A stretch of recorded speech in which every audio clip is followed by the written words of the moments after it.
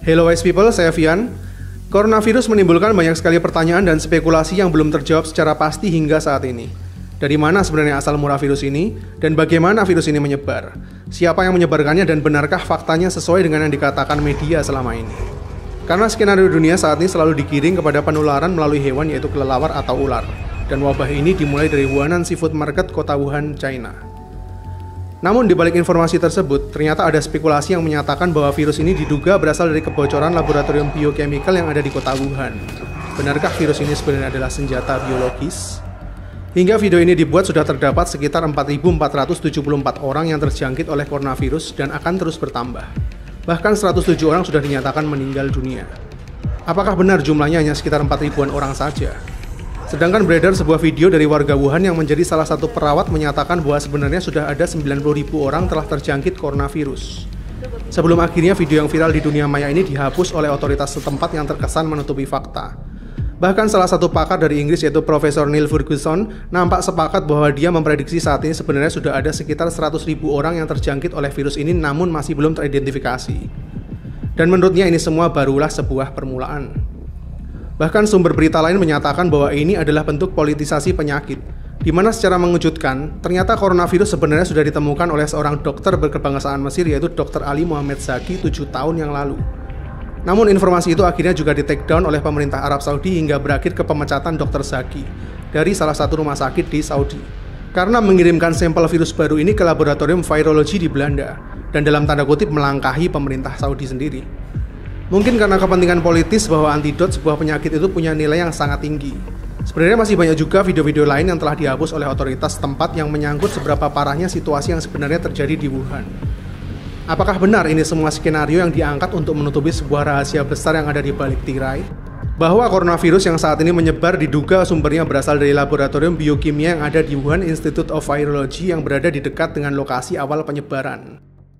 Ditambah sebuah konspirasi yang dinyatakan oleh seorang saintis asal Rusia bahwa SARS dulu juga pernah menjadi wabah global sebenarnya adalah virus buatan manusia yang memang disengaja. Wuhan Institute of Virology adalah sebuah laboratorium besar milik Tiongkok yang punya standar patogen level 4. Ini adalah status dari sebuah laboratorium yang boleh menangani berbagai biochemical dengan level tingkatan yang paling berbahaya. Mereka juga pernah menangani virus SARS hingga Ebola di laboratorium ini. Bahkan seorang expert dari Israel menduga bahwa epidemi yang terjadi ini berhubungan dengan senjata biologis yang dirahasiakan oleh otoritas setempat. Jadi apakah benar telah terjadi sebuah kecelakaan?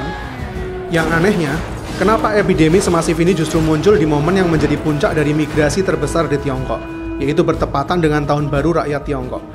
Tahukah kamu, Tahun Baru yang diadakan oleh Tiongkok ini sebenarnya adalah migrasi terbesar yang ada di dunia. Dari data terakhir 2018 lalu, disebutkan bahwa terdapat 385 juta warga Tiongkok yang bermigrasi dari satu kota ke kota lainnya. Dan semuanya akan menyebar dan berkumpul dengan para kerabatnya dari satu kota besar ke kota terpencil, begitu juga sebaliknya. Bayangkan seberapa cepat epidemi ini akan menyebar ke seluruh penjuru Tiongkok dalam waktu sebulan saja. Kenapa timingnya sangat tepat untuk sebuah dalam tanda kutip kecelakaan? Apakah ada yang mengatur ini semua setelah begitu banyaknya tekanan yang dirasakan oleh Tiongkok? Pasca perang dagang yang belum kunjung berakhir mulai tahun lalu. Kemudian terjadi huru-hara di Hong Kong yang belum juga selesai. Dan kini sebuah epidemi virus yang punya skala lebih besar lagi. Sehingga saat ini kondisi perekonomian Tiongkok menjadi semakin terperosok hingga mencapai titik stagnan perekonomian terendah selama 27 tahun terakhir. Setelah digadang-gadang akan menjadi negara dengan perekonomian terbesar di dunia mengalahkan Amerika pada tahun 2030 nanti. Ada apa dengan Tiongkok sebenarnya? Well, bagaimana perasaanmu setelah mendengar semua mimpi buruk barusan? Mungkin panik, berprasangka buruk, atau justru emosi? Yang jelas bukan sebuah kedamaian, bukan?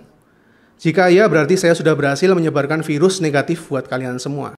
Dan tahukah kamu, inilah yang saat ini terus terjadi di masyarakat kita. Alih-alih menyebarkan sebuah vaksin, kita semua lebih tertarik untuk menyebarkan virus dan menularkannya ke lebih banyak orang lagi untuk merasakan yang kita rasakan. Terlepas dari berita itu salah maupun benar, tapi sebuah message yang baik itu seharusnya memberi sebuah harapan, bukan sebuah kehampaan. Jadi sekarang izinkan saya coba menyampaikannya sekali lagi buat kalian dengan cara yang lebih beradab. Semuanya berawal dari seorang pasien yang mengalami gejala pneumonia dari Wuhan di bulan Desember 2019 lalu, yang kemudian terus merambah ke pasien-pasien lainnya yang mengalami gejala pneumonia dan pernafasan akut.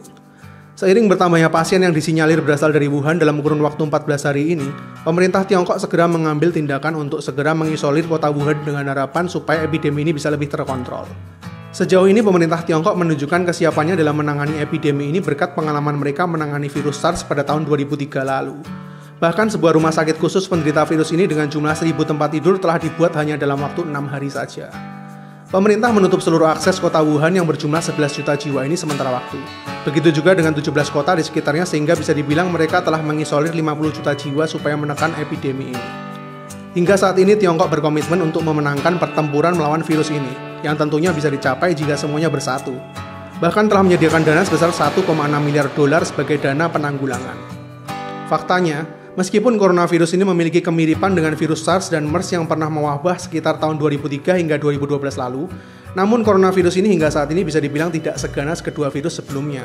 Karena hingga video ini dibuat, dari 4.474 pasien yang terjangkit virus ini, total korban jiwanya mencapai 107 orang yang sebagian besar berusia lanjut dan memiliki riwayat penyakit kritis seperti kanker, diabetes, jantung, dan para pasien dengan imunitas rendah. Sehingga virus ini jauh lebih leluasa untuk berkembang.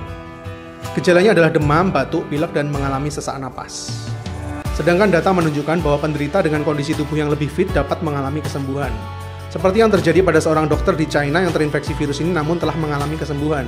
Begitu juga dengan beberapa informasi baru lain yang menyatakan bahwa beberapa pasien mereka mulai negatif dari coronavirus setelah dirawat selama 2 minggu. Hal ini diperkuat juga oleh seorang pakar yang menyatakan bahwa coronavirus memiliki sifat swasirna, di mana jika pasien tersebut memiliki fisik yang cukup kuat, virus tersebut akan hilang dengan sendirinya, atau justru sistem imunitas kita akan membentuk antibodi sendiri terhadap virus itu. Karena hingga saat ini sudah terdapat 63 orang dinyatakan sembuh dari virus ini. Jadi kuncinya adalah sistem imun kita sendiri. Jaga kesehatan supaya tetap fit dan hindari tempat yang potensial untuk sementara waktu. Untuk saat ini data menunjukkan tingkat kematian ada di bawah 4%, sedangkan SARS ada di 10% dan MERS mencapai 37% tingkat kematian.